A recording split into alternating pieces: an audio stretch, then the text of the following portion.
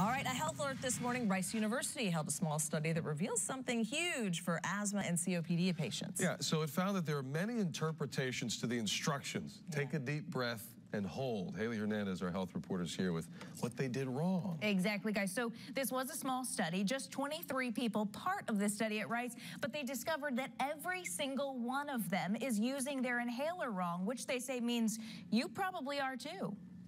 Then start breathing and press. There's an estimated 17 million Americans struggling with asthma. Baylor College of Medicine Dr. Nick Hanania says he's eager to help them better use their inhaler. The whole maneuver is very short. It's very hard to actually quantify by looking in the eye what the patient is doing. That's why Rice University PhD student Rajashi Biswas made this mechanical mouth, throat, and lungs to better address the problem. It can completely mimic how patients actually breathe. What she and her professor found is that the timing, pressing the inhaler versus when and how long patients breathe got anywhere from just 6 to 50% of medication to the airways. They are all adults. They apparently have been using inhalers for a while, but they all did at least made one mistake.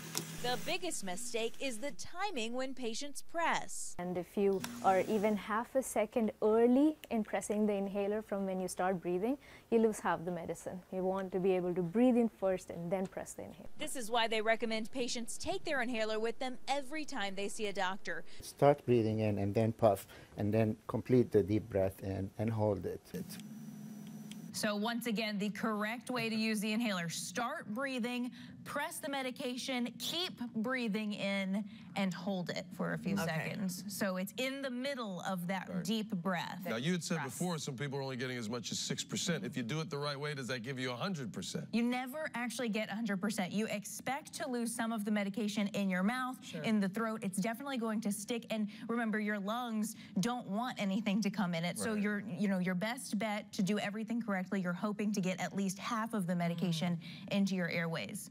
This is also a good reminder that, since it is sticking in your mouth and in your throat, it's a good reminder to rinse your mouth afterwards, because that medication can cause infections if it's just left in your never mouth. thought of that. Yeah. That is part of the directions, but it's not one that we normally focus on. So, Maybe good folks reminder. need to talk more with the pharmacist. Exactly, yeah. I mean, I know it's been a hot topic for us this morning. When you're prescribed these things, you aren't necessarily there with the doctor for them to show you how to use it. So just, remember to talk to your pharmacist. Exactly. Time to relearn for a lot of people. Learn it all over again. Yeah, you can veer from the right technique at any point. Absolutely. Good advice. Really Thank you so important. much, Thanks, guys. Thanks to Rice University. I know. Great work. Love a local study. All right, 6:20. Britta, take it away. Well, we got a lot of heat out there. So today's the 22nd day of temperatures getting up to 80 degrees in the middle of winter. Unbelievable stuff. We are